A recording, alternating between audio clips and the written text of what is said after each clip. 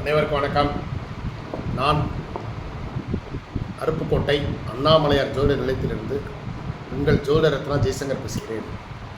இன்றைக்கி என்ன பார்க்க போகிறோம் அப்படின்னா, சிலர் பொய் பேசுகிறதுல ரொம்ப கில்லாடியாக இருப்பாங்க.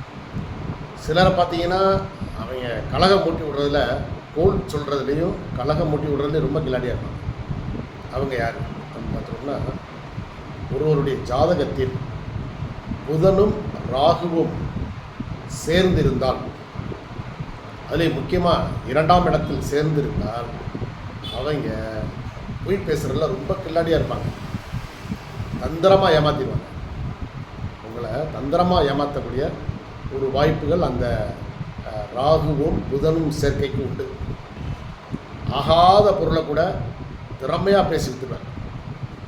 ரொம்ப டேலண்டாக இருப்பாங்க ஏமாத்துறதுல. சரிங்களா?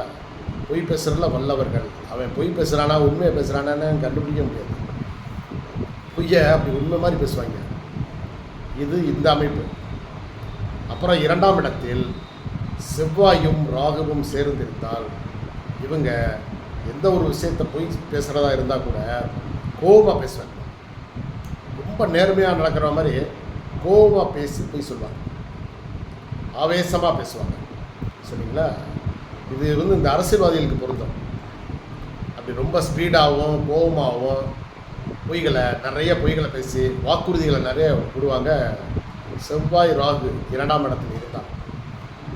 அதே மாதிரி 3ஆம் இடத்தில் கெட்ட கிரகங்களான சனி, செவ்வாய், ராகு, கேது இவங்கெல்லாம் இருந்தாங்கன்னு வச்சுக்கோங்களேன். இவங்க கலகம் மூட்டி விடுறதுல கில்லாடிங்க. இவங்க போய் எங்கே போய் நின்னாலும் சரி, நல்லா பேசிகிட்டு இருந்தவங்களுக்கு இடையில கூட சண்டை போட்டு விடுவாங்க. அந்த இடத்துல கலகம் பிறக்கும். இந்த கெட்ட கிரகங்கள் 3ஆம் இடத்துல ஒன்று சேர்ந்துருந்துச்சுன்னு வச்சுக்கோங்களேன். இதில் 2 கிரகம் ஒன்று சேர்ந்துருந்தாலே போதும். அந்த இடத்துல பெரிய கலேபரம் ஆகி போயிடும். நன்றி, வணக்கம்.